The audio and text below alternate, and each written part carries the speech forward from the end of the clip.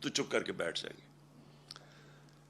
دیکھیں، میں آج اپنی قوم کے سامنے یہ کہنا چاہتا ہوں کہ دیکھیں، میں چپ ہوں جب سے یہ ہوا سب کچھ. مجھے تو سب پتہ ہے کہ کس نے کیا کیا. میں صرف اور صرف اپنی قوم کے لیے کہ میں چاہتا ہوں میرے ملک کو نقصان نہ پہنچے، میں چپ کر کے بیٹھا ہوں. میں کوئی بات نہیں کرتا کیونکہ مجھے پتہ ہے کس طرح یہ ساری سازش ہوئی تھی اور کون کون ملوث ہے.